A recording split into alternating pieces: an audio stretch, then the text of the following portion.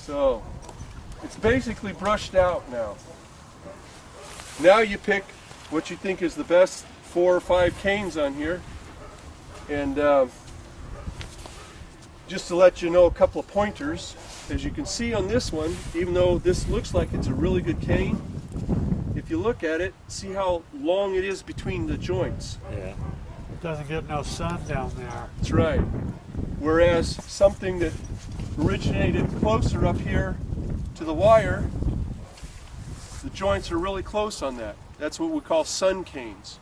They are growing in the sun, so their joints are closer together. This one grew in the shade, so it was trying to grow up to reach to the sun, so there's a longer spaces in between its joint. These will have more fruiting buds per linear foot than these will. Plus, the sun canes, the buds here will be more prolific than buds that grew in the shade. So I would cut that one off. Well, this one is in a very good place to make a spur. And so that's what I'm going to do with it, is make it a spur. Even though I want spurs mostly in this area here. And that distance is what, 18 to 24? 18 to 24 inches down from the top wire. Okay. And within a foot of the stake, on either side of the stake, is the only places I want spurs. I don't want spurs down here. I don't want spurs up here. I want them right in this area, because I want that to be the renewal area. You only leave spurs where you want future canes. And I don't necessarily want future canes way out here, up here, or down here. I want them originating from this area. Now, again, because of the sun canes, it's okay to have some of these arms up here, and you want to have a rotation of them. That's why we're making these spurs. Because a cane that comes off of a spur or a cane that comes off of a cane will be more fruitful than something that comes directly out of the trunk like this one. Okay? So this one should either be a spur or be cut off, because it's not going to be as good of a fruiting cane as something that came off of a spur from last year or off of a cane from last year. So these will be better fruiting canes than something that came directly out of the trunk. We've already got a spur over here. I could go ahead and leave this one as a spur, and then find one more spur. Well, if I went like this, left the spur here. There, I've got my 2 spurs on the old. I've got 2 spurs on the new. That's all the spurs you need. So now, anything else I leave is either fruiting canes or it comes all the way off. And the other thing to figure is that if you've got just some vines that naturally go this way and some vines that naturally go this way, use them instead of trying to cross over vines or whatever. That's where you get a lot of the fruit tied up and stuff too, is when you got vines coming over to this side. So if I can pick a couple of these that look the best,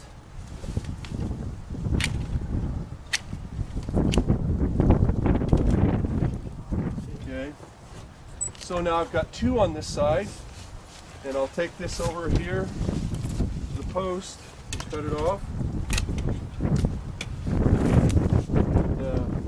This one I'll go ahead and, even though that's a really nice looking cane, again, its joints are really far, you know, I may or may not be able to use that. But for now, I'll leave it in place. If I don't have 3 over here, I'll use it, but it looks like I've got more than 3 over here, so I'm going to go ahead and take it off. So, even though that cane I just threw away was bigger and fatter, the joints on this are closer together. This will make more fruit than that big old fat cane that I just threw over. So,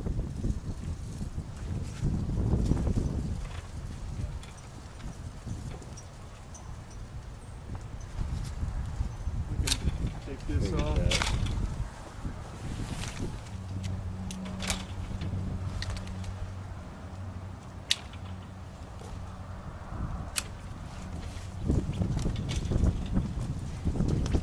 All right.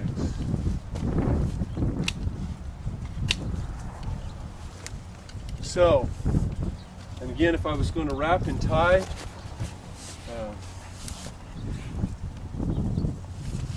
I'll use the curve. It's got a natural curve there, so I'll use that curve, and then it'll stay up there almost by itself. Now, how many buds do you want on a cane normally? You want 15 to 19 buds on a cane, but for the most part, if you hold it up to the wire and go a little past halfway and cut it off, that's going to be about 15 to 19. Okay. If it starts way out here, that's why I left this one a little bit longer, because now this one's probably barely going to have 15 on it. If I have one cane on a side, I want to favor this north wire, because it'll make it closer to where you're picking. You won't have to reach as far. If I have two canes on a side, I'll utilize the outside wires because it spreads the canopy more. We get more sunlight capturing ability from the leaves of the vine. And if you're going to wrap and tie, now let me show you on this one. If I bring this cane up to the wire and come around like this, look how much more play there is on that, as opposed if I just come from the inside out instead. Look how much stronger that is. There's a lot less play. So on the outside wires, you want to come from the inside out rather than the outside in. The center wire, you can put it either way. It's okay. And you only want one tie at the ends.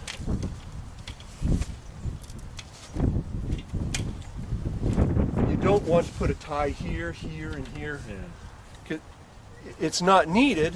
Plus, next year when you go to brush out, oh, it's a real pain to have to tear all that stuff off the wire if they put too many ties up here. So just one tie at the end. More or less holds itself. Yeah. This, and in fact, the tie on the end, the only thing it's there for really is when these shoots start growing up in the spring and you get a little bit of wind, it acts just like a sail and it unravels itself around it. Now, if you have a cane coming from this side and you've got one coming from this side that it can overlap, you can either use one tie for both sides coming from both ways, or you can practice like your Boy Scout merit badge for basket weaving, or your basketry 101, weave it in place, and that's better than using a tie. And next year when you're brushing out, this comes apart a lot easier than something that was tied up there. Again, the people who wrap and tie can make you a lot of work, or they can save you a lot of work. And the other thing is, you don't want to be having crosses. I don't want these canes here crossing, because right in here you're going to have grapes jumbled together. I got this idea from Jacob chapter 5. Oh yeah? The allegory of the olive vineyard, except this is the grape vineyard. And by the way, that in itself is a testimony of the truth of the Book of Mormon. Right. Joseph Smith was a white kid from upstate New York. Knew nothing about... A bunch of trees would have been called an orchard, not an olive vineyard. Right. But in the old world, anything that was a permanent crop, whether it was olives or figs or grapes, was a vineyard. That was the direct translation, was they called it a vineyard. So for him to call it an olive vineyard, threw everybody off. He wouldn't have called it that. Yeah. He did just as he said. He translated it from the Book of Mormon. Because if he would have wrote the Book of Mormon, he would have called it an olive orchard. The allegory of the olive orchard rather than the allegory of the olive vineyard. And not only that, he didn't have a library to go to where he could go and get reference material of olive culture, if you will. There wasn't anything written about olive culture in English in North America till after 1900. There's no way he would have been able to tell exactly how to deal with olive trees the way that it tells in that allegory. There's no way he could have just made that up. to tell point by point exactly how they did it in the old world. And It wasn't in the Old Testament, and it wasn't in a normal library. It wasn't on the computer that he could Google. Right. He translated it from the Book of Mormon, from the gold plates. Anyway.